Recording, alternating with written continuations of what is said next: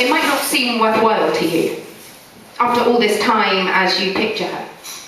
Your only sister, her cheek still red from where your mother kissed her, her words still clinging to the air like fog. Your mother telling her she'd miss her, your beautiful only sister left face down in the mud to rot.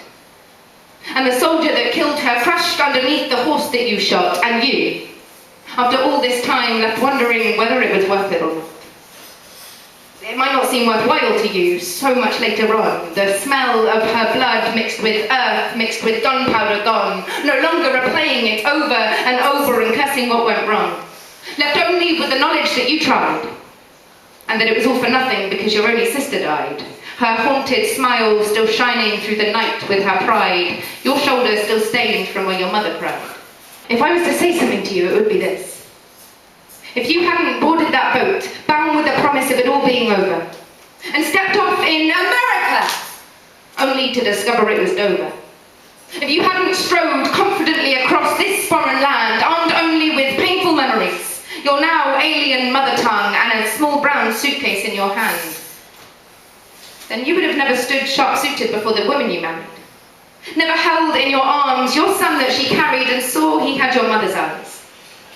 You would have never met his child's baby daughter, never felt proud of the things that he taught her, and never know how much she reminded you of your sister, your mother's only daughter. And so if I could say something to you, it would be this. You may feel like you failed. Your sister, the one you should have saved, never boarded that ship that you sailed. But just because you couldn't save her that time, you still saved your family, just the ones generations down the line. They stretch out further in front of you than the ones who stand behind. Because without you, if by some miracle they survived that persecution and the probable reality of a brutal execution, if somehow through all of that they were left alone, without you, years later they would have been wiped out in a concentration camp in the very country they called home. Their yellow stars burning desperately somewhere in 1940, before my granddad had a chance to tell me this story.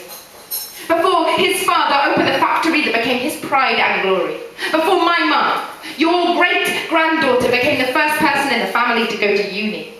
Before my brother followed in her footsteps with a Cambridge degree. Before my parents had the chance to have me, and I had the opportunity to go to Poland myself. And stand in a windswept, brick-brown city littered with swastika graffiti and filled for the first time like I was part of a minority. My ancestors standing pillar-like behind me, making up a line of the people who define me, and so you see.